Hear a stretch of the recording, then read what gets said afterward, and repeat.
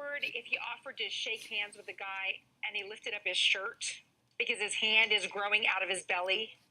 There is a perfectly reasonable medical explanation for this photo. 87-year-old Frank Reyes severely burned his left hand, and doctors tried a traditional approach, but in order to save the hand, they had to bury it in the tissue of his torso.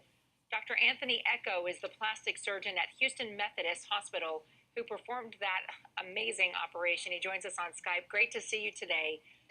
Here was a man who was burned, right? Mr. Reyes, retired cattle rancher, a school bus driver, changing a tire on his trailer, I understand. The jack slips, and his hand gets trapped between a hot metal jack and a hot metal bumper. That was enough to do this kind of burn damage to his hand? Absolutely. He was pinned down there for at least 30 minutes to an hour. The weather at that time was about 100 degrees outside, too. So just that amount of time, that amount of pressure is enough to cause a severe injury that Mr. Reyes had. So was this a last-ditch effort to save his hand, doing the operation where you used his abdomen to create extra tissue? I wouldn't say it's a last ditch. I mean, there's several different methods available for upper extremity reconstruction. With Mr. Reyes, though, with him being 87 years old, he's a very fit and active gentleman. We want to do everything we can to save that hand and not resort to an amputation, which sometimes can result with these bad burns or bad upper extremity injuries.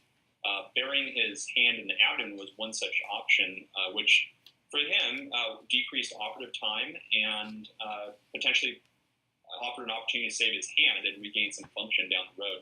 So I understand that the first approach was, the cleaning it up, bandaging it up, and then an infection set in, and he had to have, an index finger amputated? Mr. Reyes was referred to me at around 3 weeks from his injury when it was clear that his hand was not going to heal spontaneously, and at that point we had to decide how to reconstruct his hand. What are the advantages to this kind of surgery where you're using the torso to help heal a hand? Well, the nice thing about this surgery is that it's something that's been around, for decades. It was probably described first in the early 1900s